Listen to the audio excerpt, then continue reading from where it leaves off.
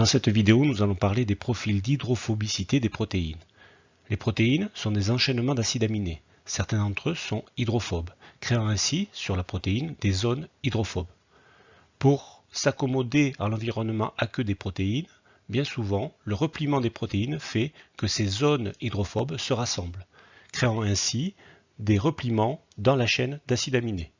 On peut dire que la conformation spatiale des protéines est influencée, entre autres d'ailleurs, par cette hydrophobicité des acides aminés.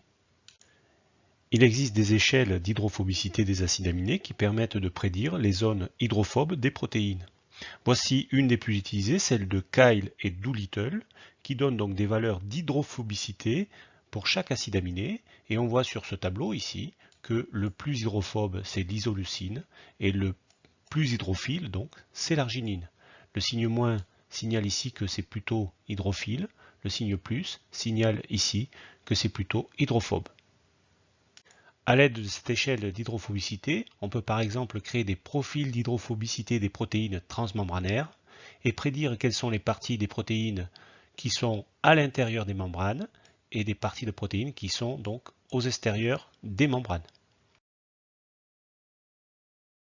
Prenons un exemple, l'exemple de l'aquaporine 1. L'aquaporine 1 est une protéine transmembranaire que l'on retrouve dans la membrane de nombreuses cellules. L'aquaporine 1 a pour rôle de faire passer l'eau à travers cette membrane plasmique.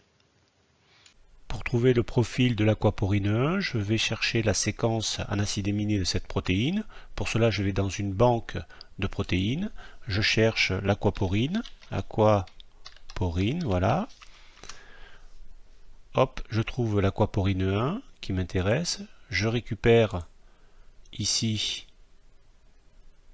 sa séquence en acide aminé, la voici. Je la copie et puis je vais la coller dans un logiciel qui donne le profil d'hydrophobicité des protéines. Je le colle ici. Voilà, j'assure que je vais bien chercher le profil en Kite et Doolittle ici. Parfait. Soumettre. Voici le profil que je peux récupérer. Étudions maintenant ce profil d'hydrophobicité de l'aquaporine 1. Sur l'axe des X, on voit le nombre d'acides aminés. Il y a environ 260 acides aminés pour l'aquaporine 1. Et sur l'axe des Y, on voit l'échelle d'hydrophobicité. Plus la valeur est grande, plus la partie de la molécule est hydrophobe. Plus la valeur est faible, plus la partie de la molécule est hydrophile. On peut d'ailleurs séparer ce profil en deux. En dessous du trait, ce sont les parties de la molécule qui sont hydrophiles. En dessus du trait, ce sont les parties de la molécule qui sont hydrophobes.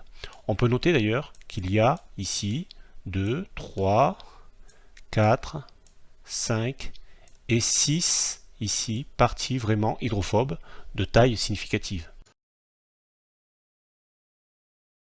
Ce profil d'hydrophobicité peut permettre d'aider à la modélisation de la protéine. Ici, vous avez l'aquaporine 1 modélisée. On retrouve 6 parties transmembranaires qui en fait correspondent aux 6 parties donc hydrophobes qu'on a détectées dans le profil d'hydrophobicité grâce à l'échelle de Kite et Doolittle. Pour terminer cette vidéo, une petite remarque sur l'aquaporine. L'aquaporine que nous avons décrite n'était en fait qu'un monomère de l'aquaporine. L'aquaporine comprend en fait 4 monomères.